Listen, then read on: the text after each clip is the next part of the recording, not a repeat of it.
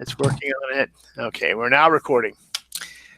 All right, welcome everyone to the September meeting. Let me get this. No, I gotta show this. Hang on a second. I gotta share. Oh, God. Where's that now? No, I don't want that. Screen two. There we go. Share. All right. You should be able to see my screen. Getting ready. Okay. Welcome to the September MES monthly meeting. I drew something that I wasn't really aware of, and that was that Apollo 13 was the only mission of 1970.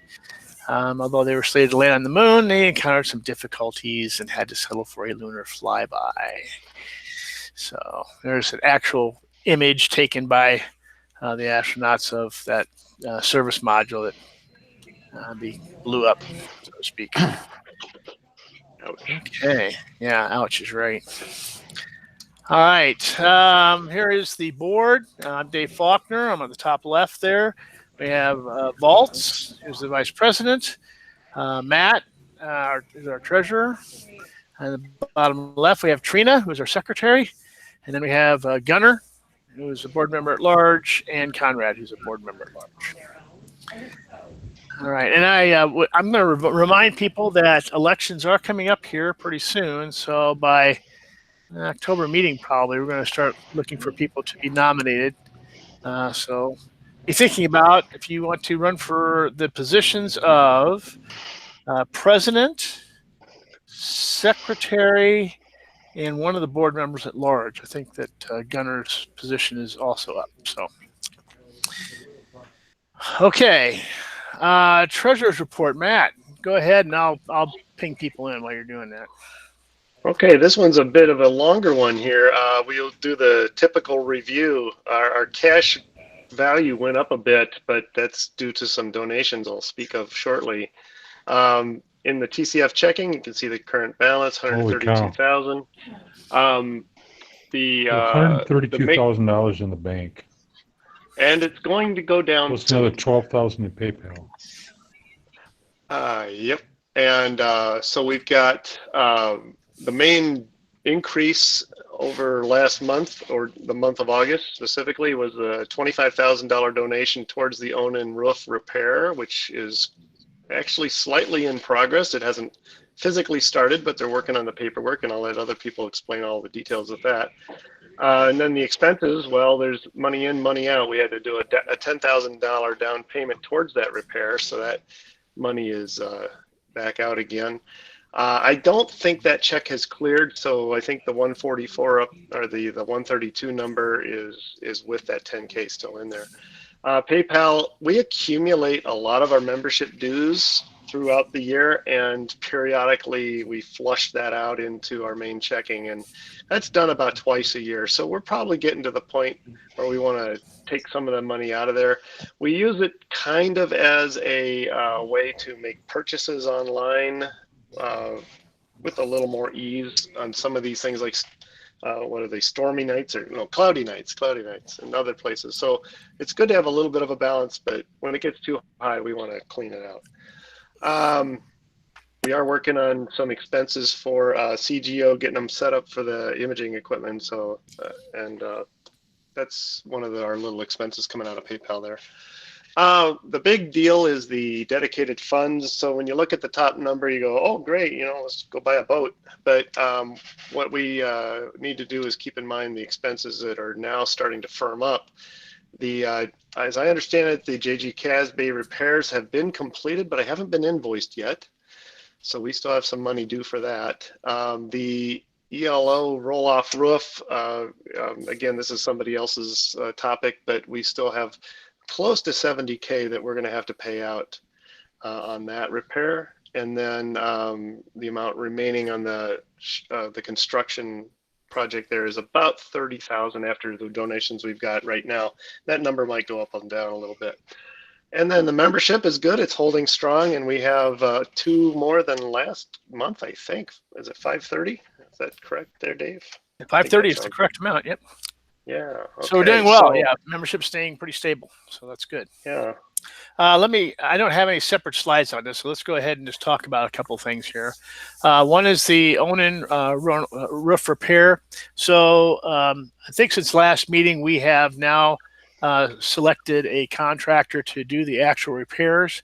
And the repairs came out to somewhere in the neighborhood of $65,000. So, but it's going to be done right after the Mars opposition, and so we got, of course, as you know, $17,000 from the Onan Foundation for that, and then the anonymous benefactor is kicking in some money to help out with that. So we're going to be doing fine on that. So we made a down payment to the contractor, and he's going to be doing the drawings for that and kind of getting all the preliminary work done prior to actually doing the repair. They're going to be, of course, extending the wall, if you would, from Papa Bear out so that we can lay a track down on that. And then also they'll be raising the roof and literally raising the entire roof at once to do all the repairs and then setting it back down. We'll need to remove the telescopes and the mounts prior to that. And so that's going to be happening as well. So kind of keep your eye on the forums. I'm sure that Merle will be keeping us up to date on the forums on the progress on that. And then the imaging, I do have a little bit on that later on. Okay. Any questions? Well, that's all I've got, Dave. Yeah, Okay. any questions? No questions? All righty then. Lunar Scope program. Anton, are you on? I am here. And yes, okay. The update for this month, of course, members may borrow telescopes through our website under the members drop-down tab in the Lunar Scope program they're under. We are still very busy. We've had 47 loans now this season. And right now the only immediately available telescope is, of course, the solar scope. Okay. Toward the end of the month, our next one that will be available is this the Celestron refractor and the Orion 10-inch Dob will be back in toward the end of the month, and they are not reserved. Everything else is reserved. And so the other telescopes will become available at various times throughout October. And even our DVDs have picked up. Right now there is only one available, and that's Experiencing Hubble. All the others are in use. Excellent. Okay, that refractor would be a nice scope to have for the Mars opposition. So, can I ask a question? How many scopes are in the pool? We have 12. How many? I'm sorry. You got cut off. 12. 12. So I thought a dozen. We have a dozen scopes. Are you in need of more? Well, it's a good question. Anton, I'm going to speak for you here. Correct me if I'm wrong. It's kind of a balance between the administration of having those telescopes and having enough telescopes to loan out. So it's great right now because it's summertime, it's warm, all the scopes are out. But along about November, all of them are going to be coming back in, and people probably won't be taking them out, and so it becomes a little bit of a hassle. So we do have a storage area, but so I think Anton, we've toyed with the idea of adding more scopes, but we think right now we're a pretty good number. Yeah, 12 seems to be a good number, and it's not just a matter of having the number of scopes, but it's having the scopes that people want to use. Yeah.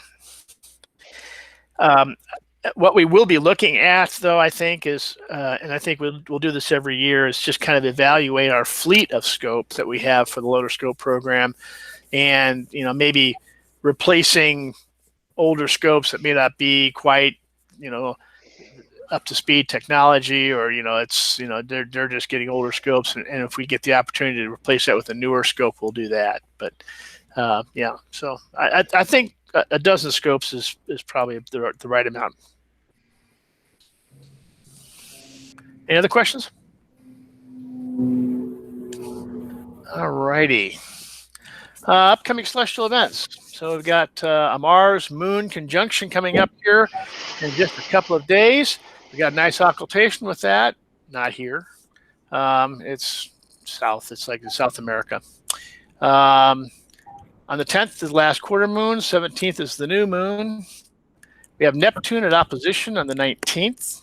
We have a first quarter moon on the 21st and a full moon on the 1st, along with Mercury being at greatest eastern elongation. So you would see that in the western sky.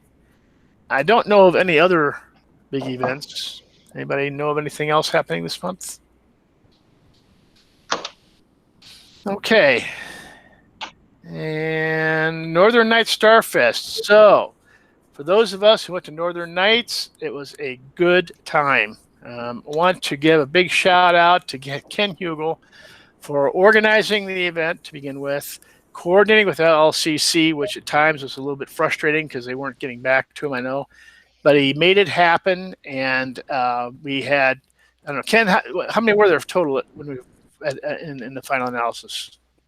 25. 25. And it worked out really well. We each had our own room.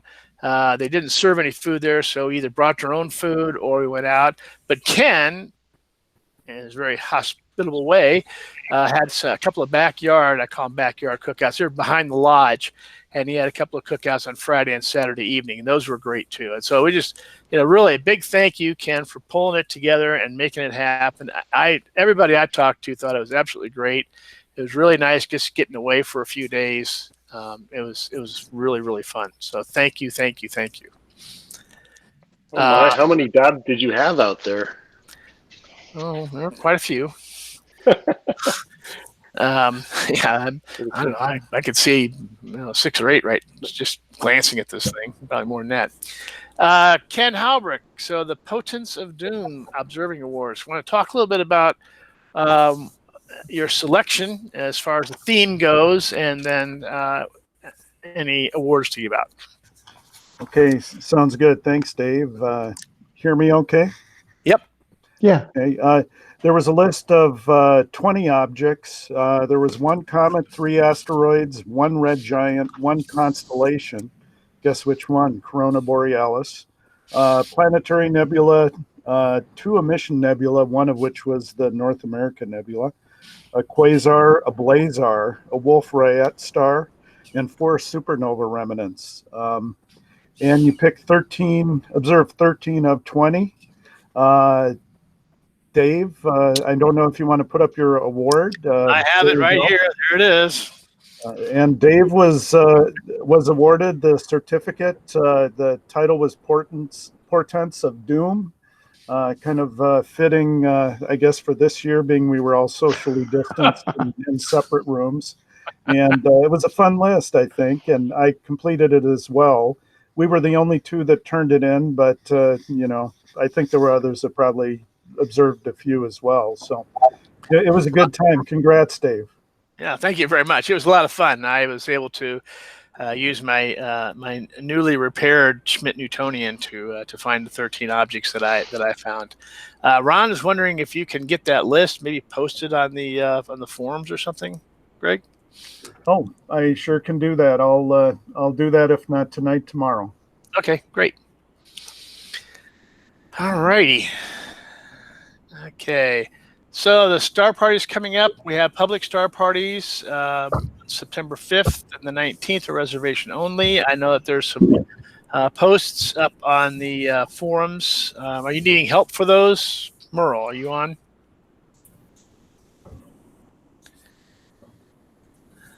I don't know if he's on or not. I know he's got posts up. Go ahead. Hear me? Yep. Yeah, we need help. Okay. Need key holders to come out and run equipment and just crowd control. Okay. How many do you need for September 5th? What I found is the more people we have there with their scope set up, and that can help the smoother everything goes. Okay. All right. So if you could make either one of those, I know that they practice social distancing. Everything's spaced out. People are wearing masks. They sign a special waiver, and we get information on them. So it's very well run, and I appreciate, Merle, everything you've done to make these public star parties happen. You get about 25 people, 25 members of the public. Yes. Yeah. Okay. So it's not a huge crowd by any stretch of the imagination, and so it's pretty easy to manage them and get them spread out. Also talked about Fall Astronomy Day on the 26th, 2 p.m. to 10 p.m. or later. Okay, and how's that coming together? Lila has a Colin giving a presentation in the afternoon. We're looking for 2 more that she's working on. Okay. But we'll just take what we get as far as speakers. We'll have door prizes to give away. Okay. And again, we're limiting attendance throughout the day. So. Yeah. I know she wrote me into doing a tour of the sky at night, so I'll be out there doing that. So perfect. Nice. Yeah, it worked really well for Camping with the Stars.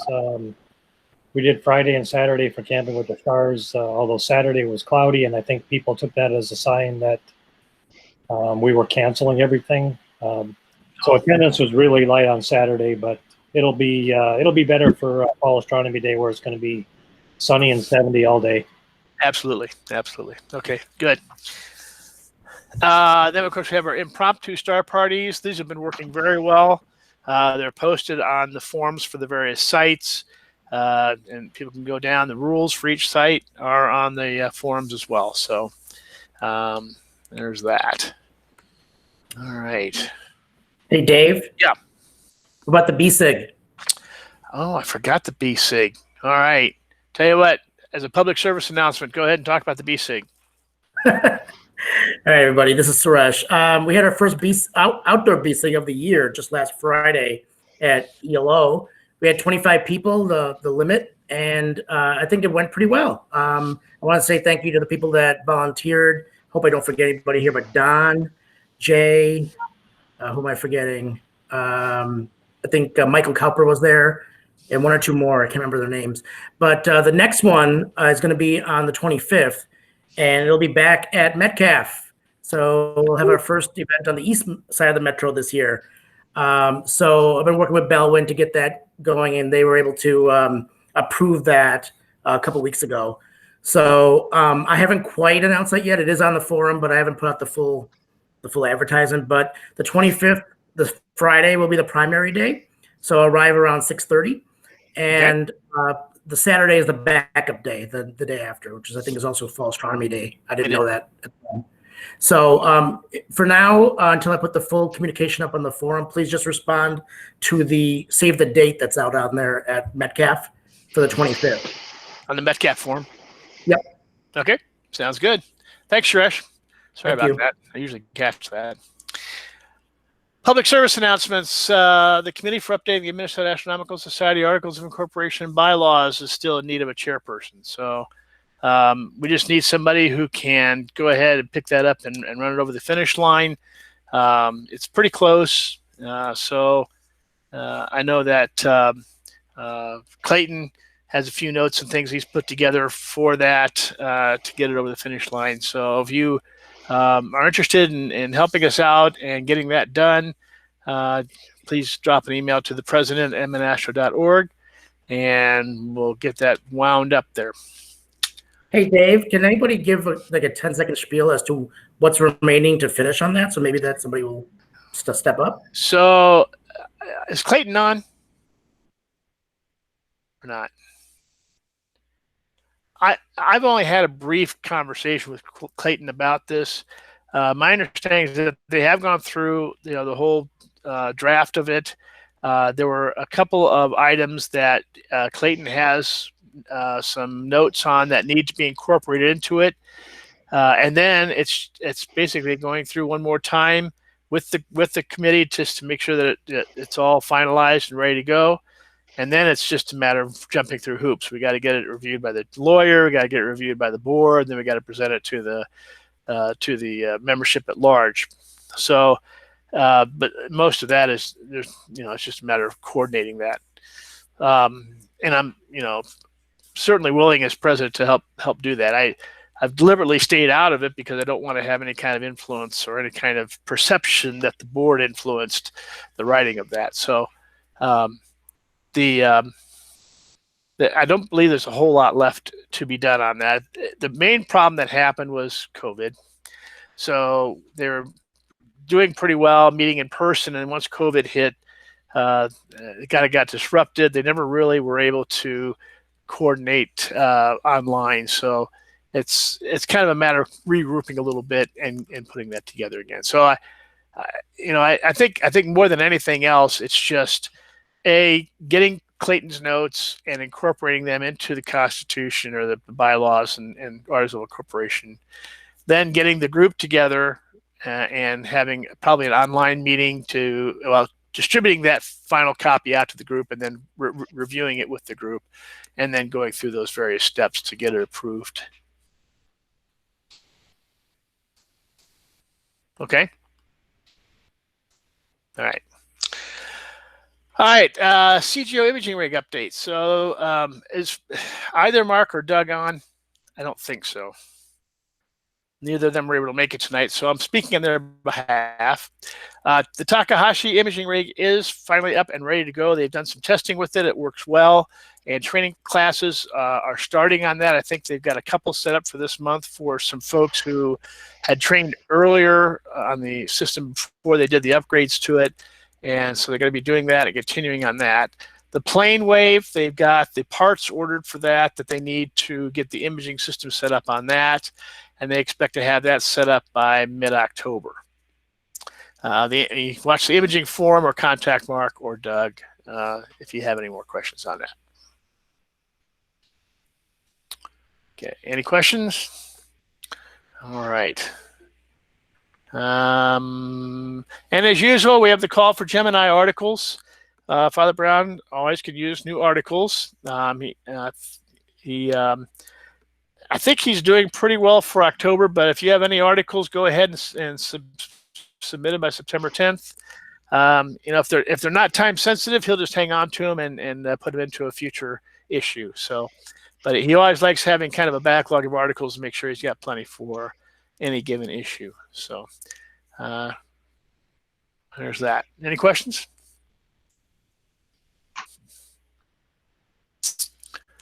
All right. Any other public service announcements?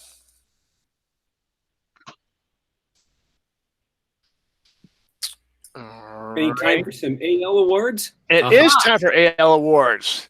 Jerry, Cool. you are on the ball, man. What a deal. Well, good evening, everyone. It has been a fairly busy month, and you guys have been busy, and that's made me busy, which is really wonderful. Got quite a number of awards. I don't remember if I mentioned last time that John Zimmich received his Binocular Double Star Award, so congratulations to John. Brad Nessett finished his Lunar 2, which was very much on the heels of his Lunar 1, which is pretty awesome. Bravo to Brad. And Tina Johnson, I know she was here earlier. Are you still here, Tina? She completed her yeah, I'm here. It's Trina. Well, there she is. Trina. It's Trina, by the way, not Tina. What did I say?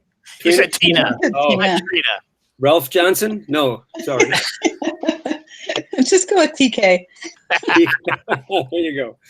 Well, so you completed your 79 of the Messier, so you are on your way to your honorary, which is very cool. Congratulations, Henry.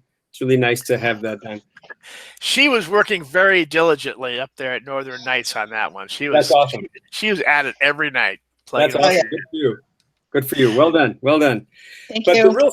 the real star of this month is Anton Gregory, who I don't recall if last month I mentioned that he had completed his 2 and a view, which he has, but this month he has completed his solar system binocular and his Galileo project binocular.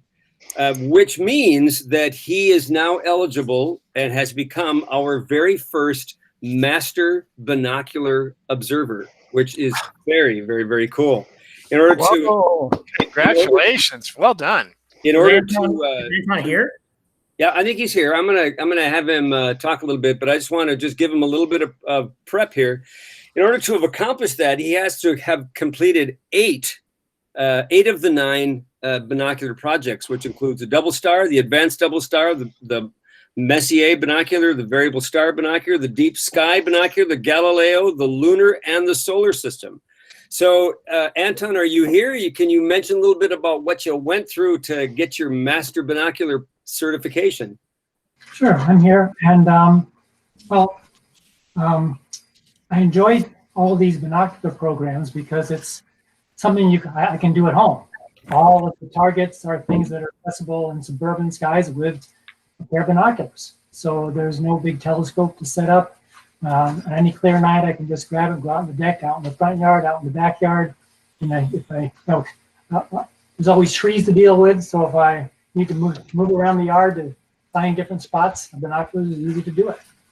So it was a way of keeping observing going without having to wait for special nights at dark sky sites. So you would find yourself encouraging just about anybody to do these. It's something that can be done from urban skies. It can be, yes. Fabulous. What kind of binocular did you use? I have 2 binoculars. My main astro binocular is a Celestron Sky Master Pro 20 by 80, and then I have a Granite 10 by 50 as well. Okay. So the 20 by 80, of course, is always on a tripod mount, and works very well. Cool. And since this is a fairly new position for the Astronomical League, I don't remember how many years we've had a master binocular observer, and it has yet to be officially awarded. So we don't know the number that Anton will receive, but I'm going to guess it's going to be fairly in the low numbers. So that's very cool. That is very cool. Yep. So congratulations, Anton. That's really fabulous. So for the rest of you schlemiels who are thinking about just, what you might do during the course of this wonderful COVID time, and wondering, what can you do with skies that maybe aren't necessarily as wonderful you'd like, or urban skies, I have a list here. So, think about some of these. Both lunars. You can do both lunars, obviously. Solar system is something you can do in lousy skies. Variable stars, asterisms. By the way, and there's a new one called the Multiple Star System Project, which I maybe will do if there's time sometime, Dave. Maybe I'll do a special presentation on that one. It's fairly new, and I've been working on it myself, and I'm finding it really fun.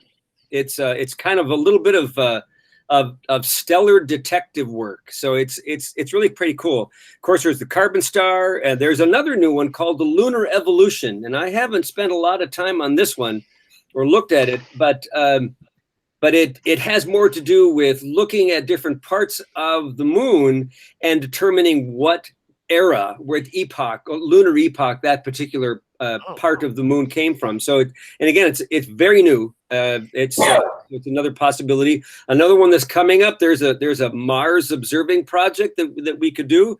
Of course, stellar revolution, and last but not least, the good old urban. So there's a lot of stuff out there. If you guys are looking for something to do, feel free, go for it, and never hesitate to contact me if you got a question. Hey, Jerry, I have a question for you. Do you know, are they going to have a special program for the Great Conjunction this winter? I have not heard anything.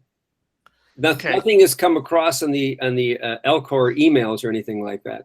All right. So the Great Conjunction is, of course, the conjunction of Jupiter and Saturn, which occurs December 21st, thereabouts. And the cool thing is that it happens like once every 20 years. So it's not common at all. And when they get together, it's really cool because they get close enough so you can see them both in the same eyepiece. So it's got a lot of history to it. There's I've been doing another book, and the Great Conjunction plays a role in one of the stories that I have in my new book. So, but I was just curious if the Astronomical League had thought about doing some sort of program associated with that.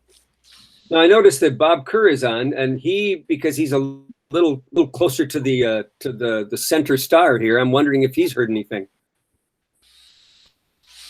Bob. Hello, Bob.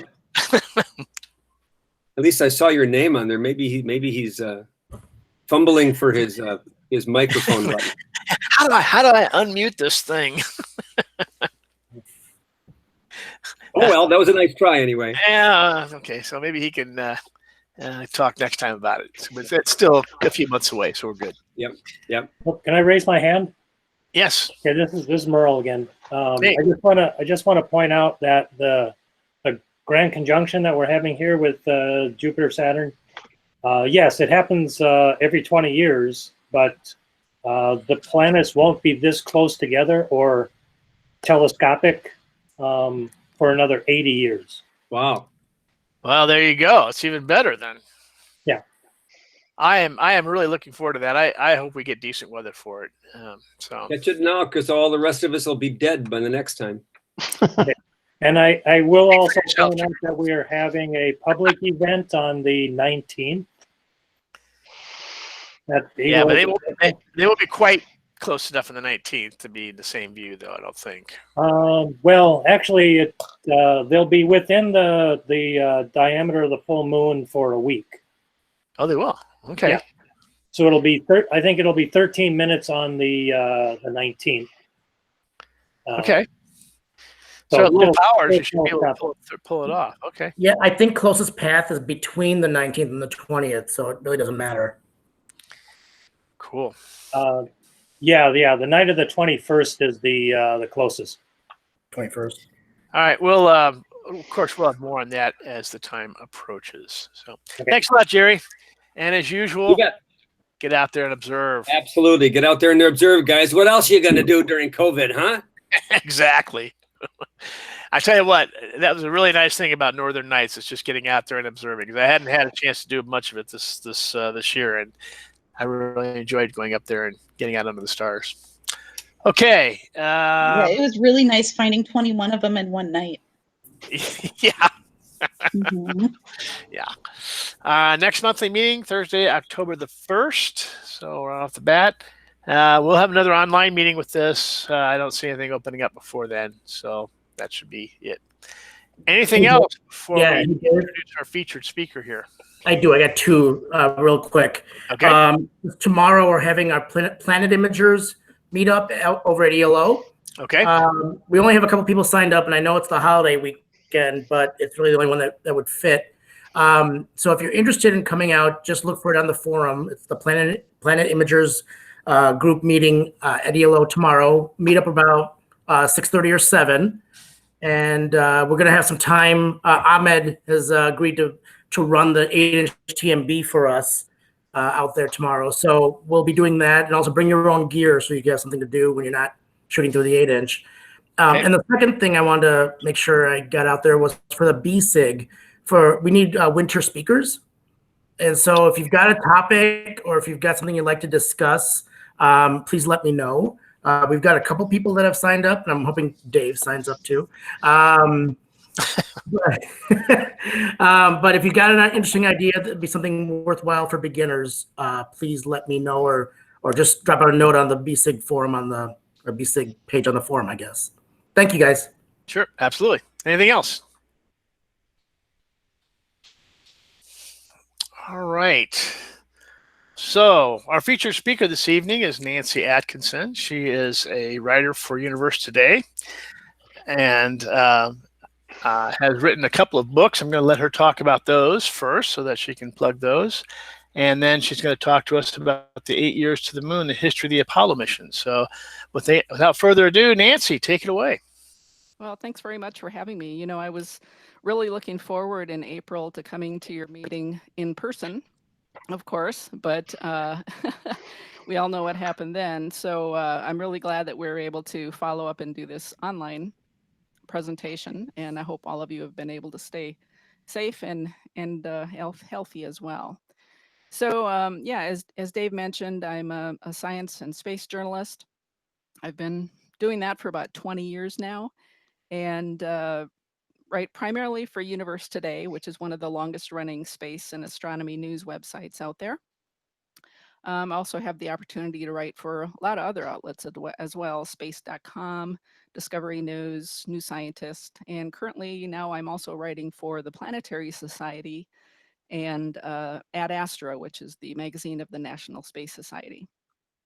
So in my career, I've found that what I really and truly enjoy is digging behind the scenes and telling stories that haven't been told before, and telling stories that you don't normally hear in, just a short news article or a press release or that kind of thing. So I've been very grateful to be able to have the chance to write longer, detailed articles, and then kind of unbelievably for me anyway, I've had the chance to write 2 books where I really get to go in depth. So the first book that I wrote is Incredible Stories from Space, a behind the scenes look at the missions changing our view of the cosmos. And so for that book, I interviewed about 35 scientists and engineers who work on NASA's missions to explore the solar system and beyond. So I wrote about the Hubble Space Telescope and the Curiosity Mars rover, New Horizons mission to Pluto, all sorts of things. So about 9 missions in total.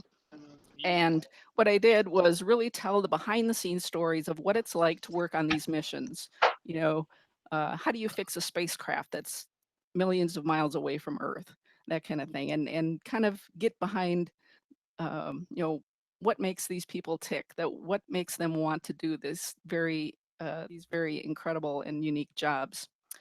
The second book that I wrote is what I'm going to talk to you about tonight, and I'll share a screen here in a minute with my presentation, but since I'm talking to people in Minnesota, I thought I would mention that this book was a finalist for the Minnesota Book Awards. And so because of that, I get to put a cool sticker on my book. But all right, we're going to do a little screen sharing here now, and hopefully this works.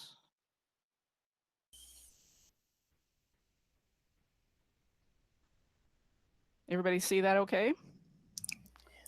It's coming up now. Hang on. There it is. Okay, we're good. All right. Good.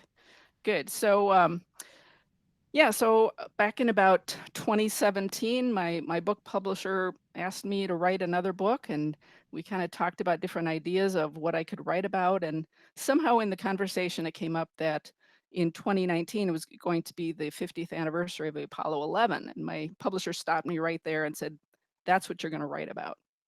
So I was really excited, the opportunity to write about such a historic part of our history was pretty amazing. But also I knew this was going to be a daunting challenge because Apollo is one of the most well-documented events in human history. There are already hundreds of books about Apollo. There are movies, documentaries, you name it. So I knew that I had to do something different. And so I went back to what I love, and what I do best is to find behind the scenes stories that haven't been told before.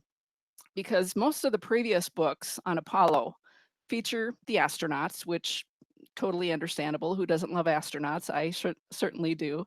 And they put their lives on the line to reach the moon, or they write about the rockets and the technology and spacecraft, which is also really interesting. Or they write about mission control. Mission control is always in all of the movies.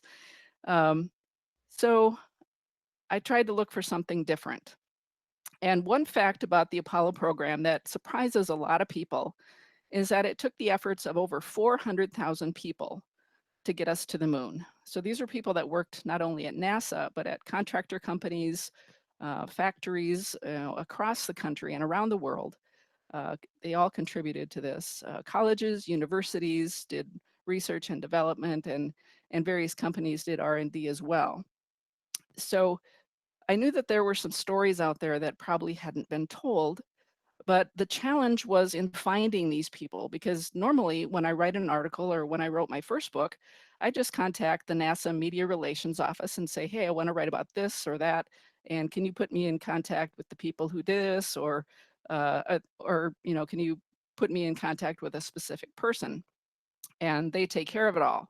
Well, all these people that worked on the Apollo program are in their 70s, 80s, and some of them are in their 90s. And of course, some of them are no longer with us, sadly. But so none of them work at NASA anymore. And so it took a little detective work to find them. But once I did, I really had an amazing experience. I got to interview about 45 people who a lot of them have not had the chance to tell their story before, but they've got some really unique stories about what they worked on, what they did, what they accomplished. Everybody who worked on Apollo did things that had never been done before. So I have to give a shout out to one person in particular who helped me get in touch with so many people. His name is Norm Chaffee. He's a NASA chemical engineer. And that's a picture of him on the left there in 1962 when he started at NASA for the Apollo program.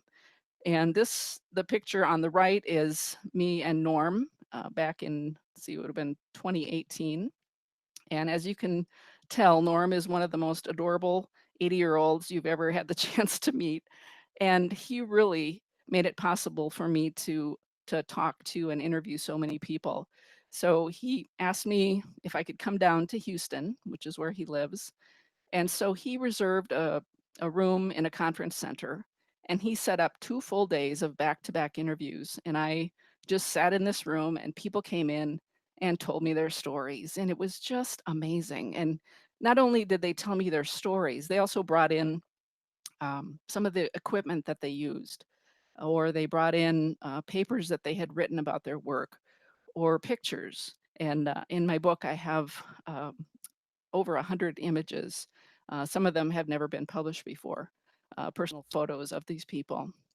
So it was just a wonderful experience, and I'm really glad I got the chance to share so many stories. Now, Norm is just one example of somebody who has worked on something that really was a problem. So Norm worked on the Apollo thrusters, which on the spacecraft, it's not that big bell-shaped thruster on the back. It's the small ones around the perimeter of the spacecraft. And they allow the command and service module to maneuver very precisely in space. Well, these things caused a huge amount of problems.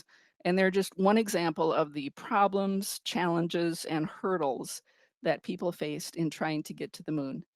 So when they were first developing these thrusters, and they started testing them on the ground, they started blowing up. And at one point they thought they were going to blow up an entire building. Another time they thought they were going to take out half of Houston. It was a huge problem that nobody could figure out. And it took them about 18 months to figure out what the problem was. And finally, they did figure it out, though. And so, as I said, it's just one example of so many issues and problems that they had to overcome to get the Apollo program and reach the moon in just 8 years. So if this was all so hard, why were we trying to go to the moon anyway? Well, it was part of the Cold War, which was a war of words between the 2 superpowers, the United States and the Soviet Union. And it was just kind of a tit for tat to demonstrate which country was dominant, which system was better, democracy or communism. So, and what better way to demonstrate dominance by launching these really large rockets into space. And it seemed, though, at every turn, the Soviet Union came in first in this race to space. They launched the first artificial satellite, Sputnik, and, excuse me, I got to take a drink here.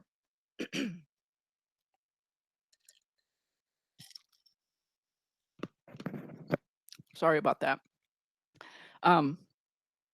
They launched the first artificial satellite. They launched the first human into space. And finally, President Kennedy just kind of asked NASA, you know, is there something that we could beat the Soviet Union at, something that we could win? And a couple of engineers had been looking at a very long range plan to reach the moon. And they said, well, you know, we've been looking at this. We don't think the Soviet Union has. We think we could reach the moon before the Soviet Union. So as you see on this timeline here, just 3 weeks after Alan Shepard had made the first flight for the United States, which was a 15-minute suborbital flight, President Kennedy said that we should reach the moon. And and that was an incredible challenge because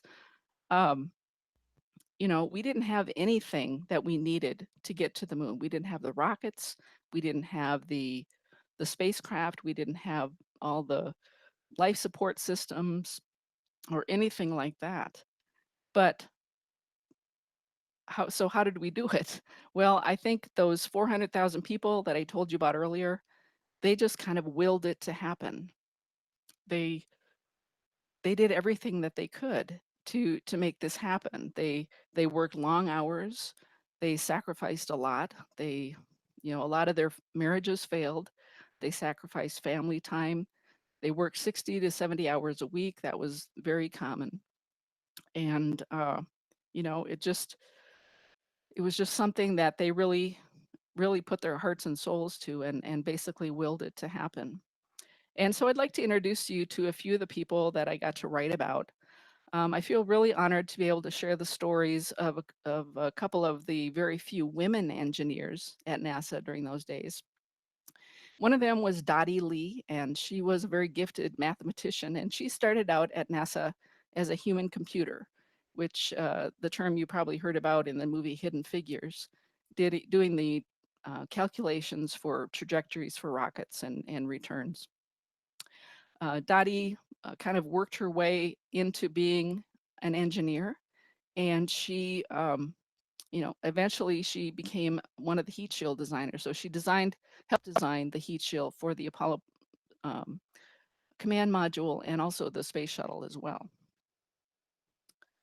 Kathy Osgood is another mathematician, and she joined the rendezvous team, helping to figure out how you were going to bring two spacecraft together in space, which is a complete unknown back in those days. Nobody really knew how they were going to do this whole, you know, lunar landing profile and bring two spacecraft together again. But Kathy was part of the team that figured that out. So, you know, the women have a really unique story because they were expected to work the long hours like their male counterparts.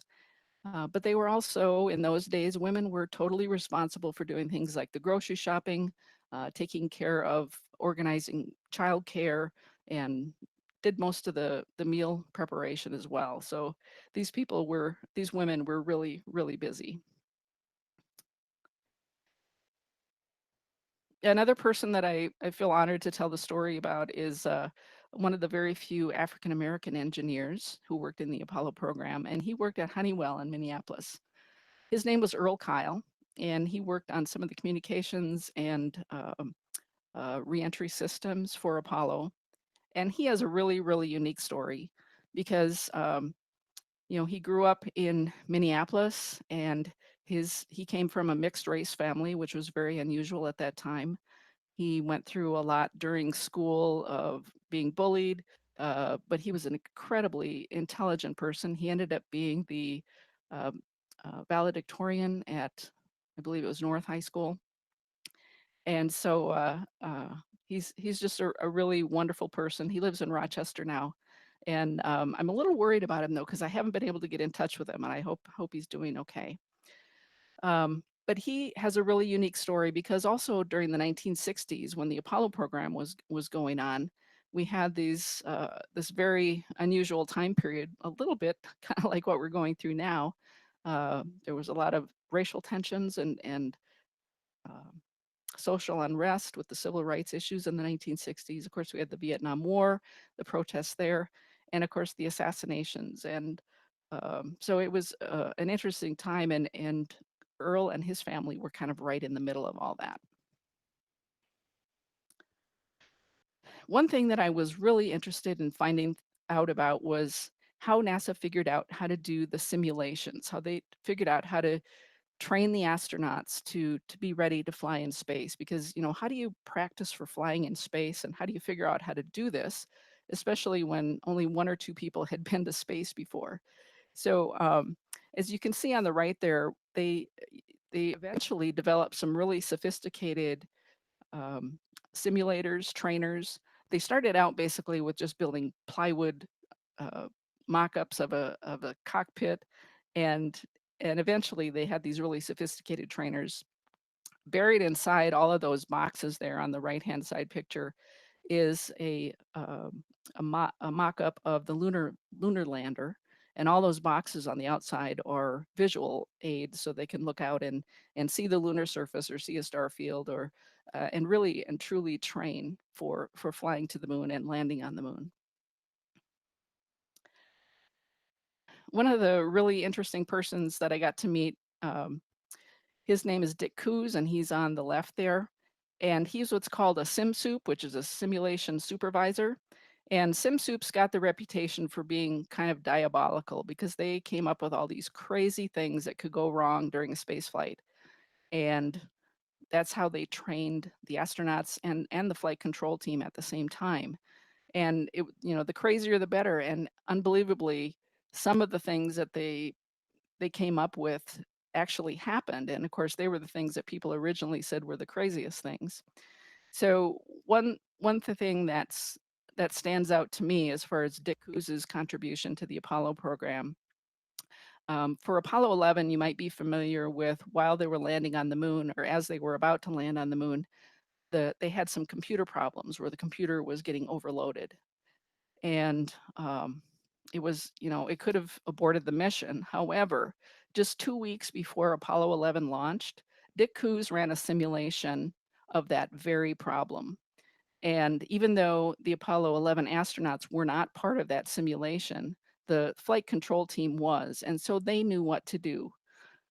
So without Dick running that simulation just 2 weeks before Apollo 11, it's very likely that our thoughts and the history of Apollo 11 would be very different from as we know it today. As I said earlier, the flight control or the mission control room always gets a star spot in the movies, and they actually have a really great documentary about mission control, which I highly recommend. So I kind of feel like they've gotten their time in the sun. What people might not realize is that behind mission control are hundreds and hundreds of engineers in support rooms that were monitoring every system and feeding data and information and you know, everything that the flight controllers and mission control needed to know. They had backup in these mission support rooms. So you can see a list of just some of them there. This is a picture of the Apollo Guidance Computer Support Room. And so I mentioned the computer problem earlier. So the guy in the front row here in the dark suit, his name is Jack Garman. He's actually the guy that figured out what was going wrong, or remembered the simulation training and knew what was going wrong with the Apollo computer while Apollo 11 was landing. And so he actually told Steve Bales, who is the guidance officer in Mission Control, what the problem was. And so even though Steve Bales from Mission Control got a medal from the president because he allowed Apollo 11 to land, it was actually Jack Garman who actually did the grunt work and made it all possible. The one room that I really enjoyed writing about and learning about is the mission evaluation room. So this was a room that held a really diverse team of engineering experts from several different disciplines for both the spacecraft and the crew. They also had engineering experts from the contractor companies that had built the spacecraft and the systems. So the mission operation room operated only while the Apollo missions to the moon were taking place. And there was approximately 100 engineers that worked at a time, and they worked in around the clock shifts. They were, constantly analyzing the data that came in from the spacecraft, and they would share any pertinent information with not only mission control, but other support rooms as well.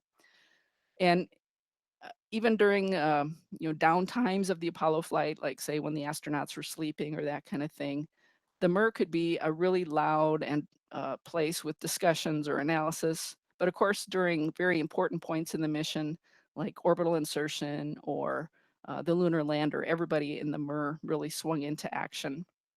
And one engineer told me that in mission control, where everybody was kind of very calm, and they had a kind of ordered military-like correctness, but in the mission evaluation room, there were times it seemed like everybody's hair was on fire. So any hair on fire activity was likely led by one person. This man right here, his name was Don Arabian, and his nickname was Mad Don, and he was in charge of the mission evaluation room. And as this picture shows, his main mode of communication was yelling.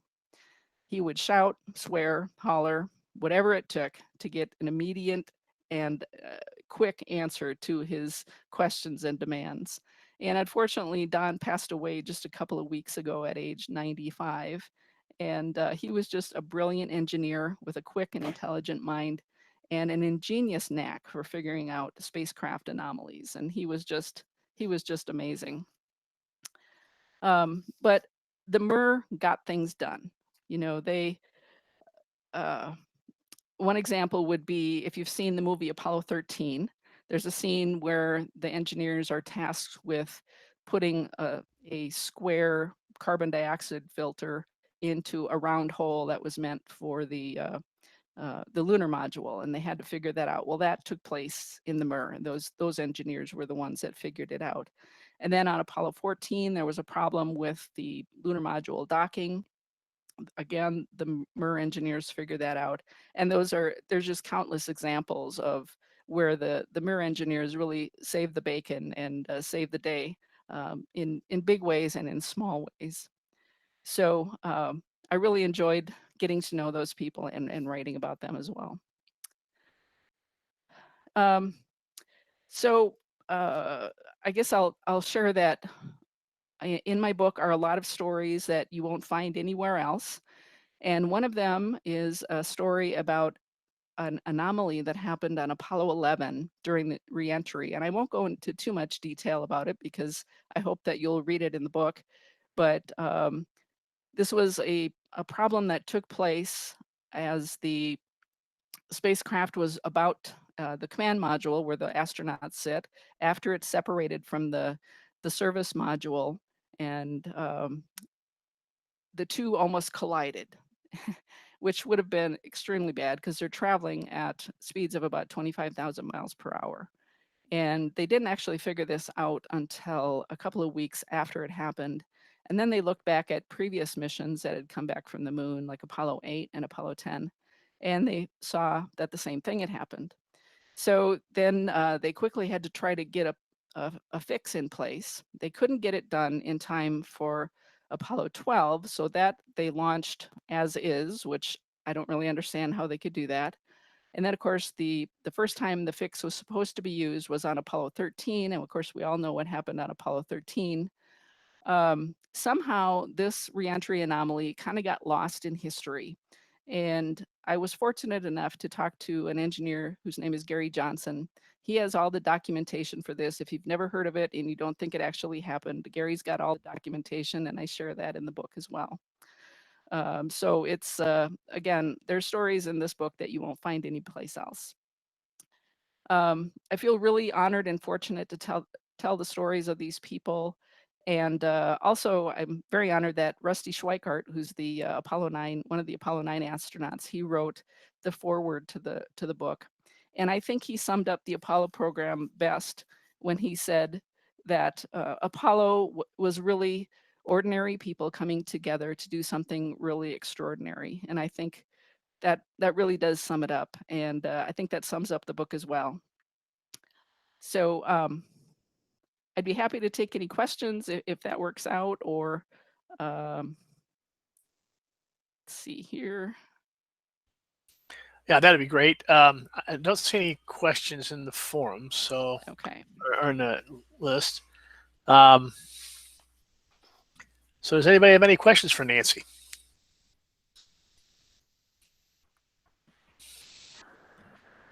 Could I ask what the documentary, the lunar documentary that you had recommended? I think it's just called Mission Control. Yes. Okay. Thank you. Yeah, and it's excellent, and they talk. It's all the people that worked in Mission Control and some of the flight directors, and it's a wonderful documentary. I have a question about the views of some of the people that you interviewed about.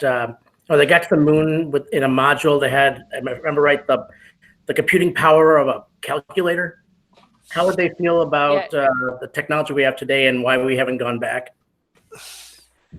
Well, I think a lot of them are a little disappointed. I think, like many of us, I was really, really young when the Apollo program was going on, but I thought by the year 2000 we'd be on the moon in colonies, or maybe in Mars, or at Mars by now. But I think they're a little disappointed with how things have turned out for NASA, but also they're very proud of what they accomplished. And a lot of them went on to work on the space shuttle program and the space station, and still they're very proud of what they've accomplished. And but I think it's more of a public policy thing of how much funding does NASA get, what can NASA do with the funding that they do get. I think they've done a marvelous job with the robotic portion of NASA. As I wrote about in my first book, it's just there's some really incredible stories there as well. So yeah, they're like I said, they're proud of what they accomplished. Okay. Hey, Nancy, I'd like to ask one thing. You had shown a picture of the exterior of the simulation equipment and everything, and mentioned a little bit about the optics of it. You've obviously got a bunch of amateur astronomers here, and one of our heroes is Al Nackler. So did you have a chance to talk to him or anybody associated with some of the optics for making those views out of the simulated windows look so well? Because I understand that Al was the primary optician that put that mechanism together. No, I did not have the chance to talk to him, and I only heard about him after my book was on the way to the publisher. So okay. I know that there are tons more stories out there, that I could probably write another book, but because 400,000 people, there's not everybody has had a chance to tell their stories. So yeah, but I did talk to some of the people before they did those kind of what they would have called high-tech optics.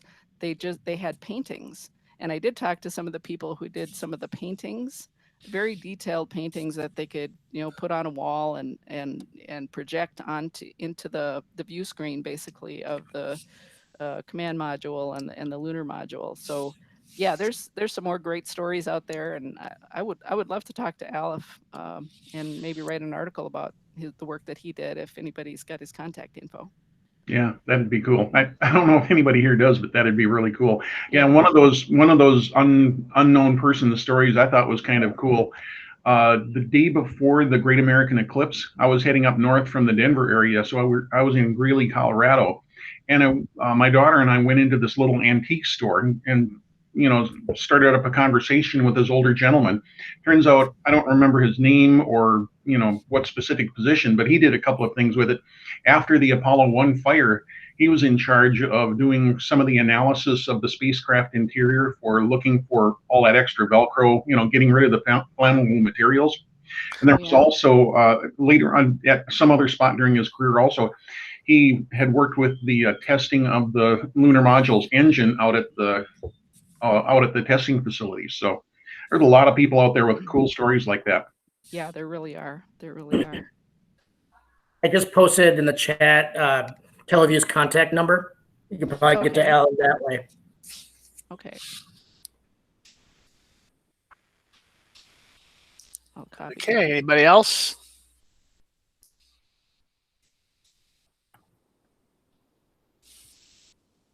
No. Okay, well, Nancy, thank you so much. That was incredibly interesting, and I'm looking forward to getting your book actually and reading about it, because I think those are wonderful stories, and like you said, those are stories that have not been told, and the whole program was just amazing to be able to put all that together. Of course, as you've pointed out, it was the commitment of not only the American people, but the American government to do that and to fund that program so that they could do that. And it was, I forget what the total GDP was that went into the program, but it was substantial to be able to pull that off. And it's also the reason, of course, we haven't been able to continue the program and get back to the moon, because we just haven't had that kind of commitment from the federal government. So, Dave, wasn't it around 8%? Yeah, it was amazing. It was a huge amount. Yeah, and now NASA gets less than 0.5%. Exactly, less than 0.5%. So, and with that, they're not only supporting their manned program, but all of the unmanned space probes they have out there, and they have a bunch of them out there. So, they do, and when you think about the amount of funding they have, they really do an amazing job with what they have, just to support all of those programs. But it is a shame that the federal government doesn't feel compelled to give them some more money so we can expand our knowledge. But it is what it is, I guess. So yeah, I will give just a short plug for the book. If you're interested in getting a copy, it's available on Amazon. A lot of the Barnes and Noble stores in the Twin Cities did have them in stock.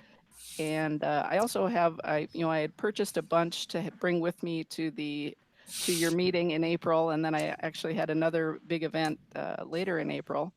So I've got quite a few on hand here. If anybody wants a signed copy, I'd be happy to send it to you for about $30. That would cover the shipping too. And okay. I could sign it however you want. Oh, there's somebody's got one. Thank you. And I guess, Ahmed, you have her contact information if we need to get that. So that'll be fine. All right. Thank you very much, Nancy. And thanks for asking me. We appreciate you coming by virtually and talking about your program in the book. It's great. Sure. Thanks a lot. Okay. Thank you, Nancy. Yeah, Ahmed says he does have your contact information. So you may be getting several requests for books. So I don't think we have anything else. Anything people need to talk about? I think we're good. Get out and see Mars. Say again? Get out and see Mars. Get out and see Mars. Yeah, it's starting to become pretty big now. It's I understand. I know that when we were up at Northern Nights, we were able to see some detail on Mars, and so it's just getting bigger and bigger now. And opposition is in October, so that's the view we had through the 30-inch during Northern Nights was the best I've ever seen ever. I heard that. That's very good. Okay, then.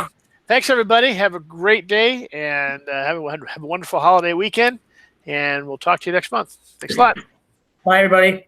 Bye. Bye. Thank you. Bye. Thank you. Thanks.